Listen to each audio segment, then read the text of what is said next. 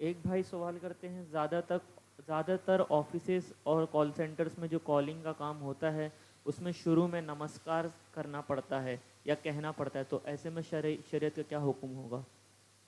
دیکھیے، نمہ نمسکار، یہ نمہ سے بنا ہے۔ نمہ کا معنی ہوتا ہے جھکنا اور اپنا ماتھا ٹیکنا، کسی کے آگے تعظیم اور احترام میں جھک جانا، اور یہ ایک طریقے سے جو ہے وہ کسی کی تعظیم بجا لانے کے لیے یہ الفاظ کہے جاتے ہیں۔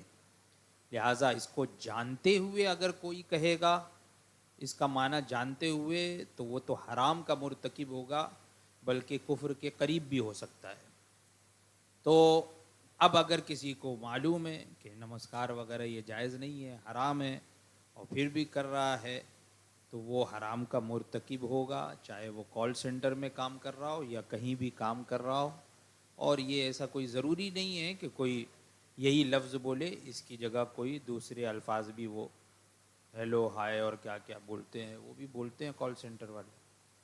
اسی میں حضرت ایک مسئلہ یہ آتا ہے کہ کوئی فیسٹیول وغیرہ رہتا ہے تو اس میں وہ وش کرنے کے لیے کہتے ہیں، تو ایسے میں کیا حکم ہوگا پھر؟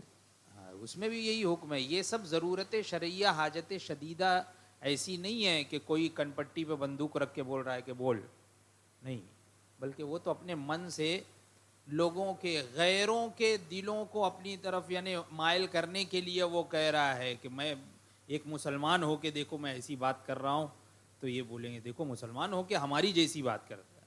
یہ زندگی گزر جائے گی، لیکن غیر اپنے نہیں ہونے والے جب تک کہ وہ مسلمان معاذ اللہ ان تک نہ پہنچ جائے، ان جیسا نہ ہو جائے، تب تک کہ یہ راضی نہیں ہونے والے۔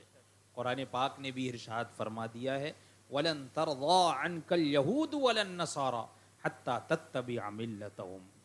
ہرگز تم سے یہود و نصارہ راضی ہو ہی نہیں سکتے جب تک کہ تم ان کی ملت کی پیروی نہ کرنے لگو، یعنی ان کے دین کو نہ اپنا لو، تب تک کہ وہ راضی ہی نہیں ہوں گے۔ اب تم ان کو خوش کرنے کے چکر میں جو ہے وہ بھجن گانے لگو، یہ جے وہ جے کرنے لگو، اور ان کی جیسی باتیں کرنے لگو، ایسے ہی دیکھا جاتا ہے۔ دیکھتے دیکھتے نام تو مسلمان جیسا رہ جاتا ہے، لیکن اس کی باتیں یہ کفر پر مشتمل رہتی ہے۔ تو اس لیے پھونک پھونک کر یہ اسلام اور کفر کا معاملہ ہے۔ ابھی میں نے عقائد قانون شریعت کی روشنی میں بتائے ہیں کفر اور اسلام کا معاملہ، کہ یا تو کوئی مسلمان ہوگا یا تو کافر ہوگا، کوئی تیسرا درجہ نہیں ہے۔